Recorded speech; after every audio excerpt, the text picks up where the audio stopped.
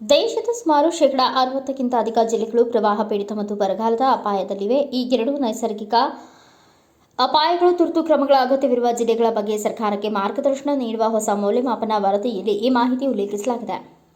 ಈ ವರದಿಯನ್ನು ಶುಕ್ರವಾರ ಗುವಾಹಟಿಯಲ್ಲಿ ಬಿಡುಗಡೆ ಮಾಡಲಾಗಿದೆ. 20 ರಾಜ್ಯಗಳ ವಿಜ್ಞಾನಿಗಳು ಮತ್ತು ಅಧಿಕಾರಿಗಳ ಸಹಭಾಗಿತ್ವದಲ್ಲಿ ಈ ಡೇಟಾ ತಯಾರಿಸಲಾಗಿದೆ. ಹೆಚ್ಚುವರಿ 1970 ಮತ್ತು 2019 ನಡುವಿನ 50 ವರ್ಷಗಳ ಹವಾಮಾನ ಮತ್ತು ಕೃಷಿ ಡೇಟಾವನ್ನು ಮೌಲ್ಯಮಾಪನಕ್ಕಾಗಿ ಬಳಸಲಾಗಿದೆ. ವಿಜ್ಞಾನ ಮತ್ತು ತಂತ್ರಜ್ಞಾನ ಇಲಾಖೆ, ಅಭಿವೃದ್ಧಿ ಮತ್ತು ಸಹಕಾರ, ಸ್ವಿಸ್ ಏಜೆನ್ಸಿ ಬೆಂಬಲದಿಂದ ಐಐಟಿ ಗುವಾಹಟಿ, ಐಐಟಿ ಮಂಡಿ ಮತ್ತು ಬೆಂಗಳೂರಿನ ವಿಜ್ಞಾನ, ತಂತ್ರಜ್ಞಾನ ಮತ್ತು ನೀತಿ ಅಧ್ಯಯನ ಕೇಂದ್ರದ ಸಂಶೋಧಕರು ಈ ವರದಿಯನ್ನು ಸಿದ್ಧಪಡಿಸಿದ್ದಾರೆ. ವರದಿ ಪ್ರಕಾರ ದೇಶದಲ್ಲಿ ಸುಮಾರು 91 ಜಿಲ್ಲೆಗಳು ಅತಿ ಅಧಿಕ ಬರಗಾಲದ ಅಪಾಯದಲ್ಲಿದೆ. 188 ಜಿಲ್ಲೆಗಳು ಅಧಿಕ ಬರಗಾಲದ ಅಪಾಯದಲ್ಲಿದೆ. ಬರಗಾಲದ ಅಪಾಯದಲ್ಲಿರುವ ಜಿಲ್ಲೆಗಳ ಪೈಕಿ 85% ಜಿಲ್ಲೆಗಳು ಬಿಹಾರ, ಅಸ್ಸಾಂ, ಜಾರ್ಖಂಡ್, ಒಡಿಶಾ, ಉತ್ತರ ಪ್ರದೇಶ, ಪಶ್ಚಿಮ ಬಂಗಾಳ, ಕರ್ನಾಟಕ, ತಮಿಳುನಾಡು, ಛತ್ತೀಸ್ಗಢ, ಕೇರಳ, ಮಹಾರಾಷ್ಟ್ರ, ಉತ್ತರಾಖಂಡ ಮತ್ತು ಹರಿಯಾಣದಲ್ಲಿವೆ.